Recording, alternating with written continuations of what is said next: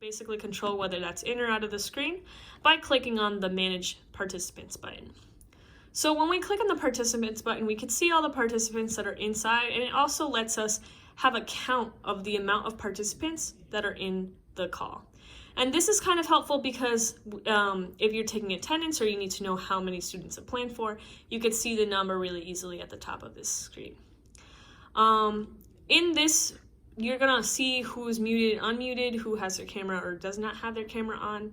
And then at the bottom, you're gonna see that there's 3 different buttons to do different things. So the first one's invite. If I wanted to invite more people into this Zoom, I could go over here to copy URL, and then the URL is gonna automatically be copied to my clipboard.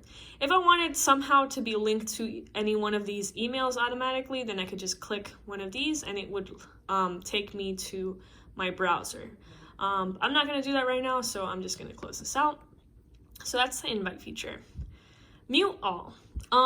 This is gonna be important if you have a lot of students in a class. And maybe they might get excited about something. They might try to talk over each other or anything like that.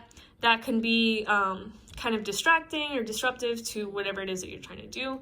So rather than, asking people to mute themselves, you have the ability as a facilitator to mute all. So to mute all, you could do that to current and new participants so that they're all muted. And then you also have this checkbox down here. It says allow participants to unmute themselves. So you can decide to have them unmute themselves like I have in my classroom. It's because my students have thrived pretty much on being able to, have the ability to mute and unmute themselves whenever I call on them, and it works out pretty well in my classroom. But I also know that there's been, students who are a little bit more disruptive or might just unmute themselves randomly to say random things. If that's the case, I might just select this. So now I only have ability to unmute them and then select yes. So now that that's a thing, Marshall is muted. She was muted before, but she's not gonna be able to unmute herself. So that's the mute all button. Unmute all if I wanted to unmute everyone at the same time. I wouldn't necessarily recommend that, but I could click that and then unmute everyone. So the 3 dots at the bottom of the screen, if you click that, you're gonna see a couple of different options for our participants. A lot of them are already things that we've covered in this particular lesson. So muting participants on entry, I have this enabled because I like them to not enter in with a whole bunch of background noise or anything like that, because it might disrupt wherever I'm at. So they're muted upon entry, and I do allow them to unmute themselves, so I have that box checked. There's a couple of other ones that we've already talked about, letting them rename themselves, the wait room, the lock meeting, play, enter, and exit chime is just whenever someone enters into the meeting, there'll be a little chime that plays just to let you know someone's joined. So those are some of the features inside of Manage Participants. The other feature we're going to talk about is the chat. So we've used the chat a little bit already to talk to the people in the waiting room. But if I wanted to just talk to everyone in the meeting, I can click on the down box, the down arrow on this box, and then I can click everyone. And that's going to send a meeting to everyone. How is it going? And everyone has the ability to see this message.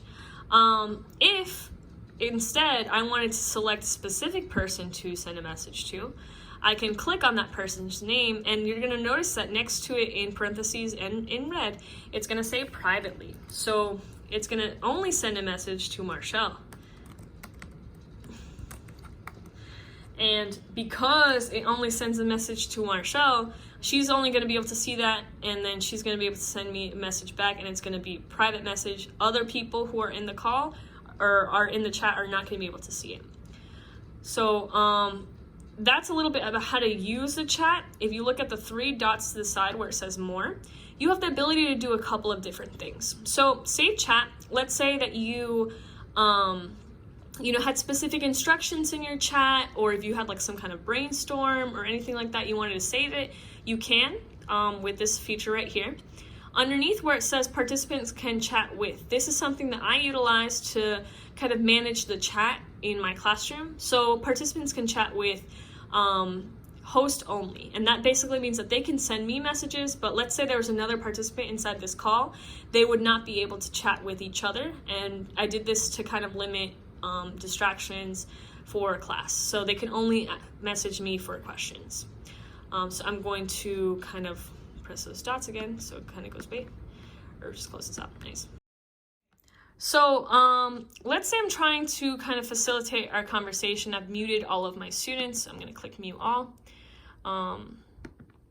So if I wanted to facilitate conversation, there's a couple of different things I could do. On the student side, if they click on participant,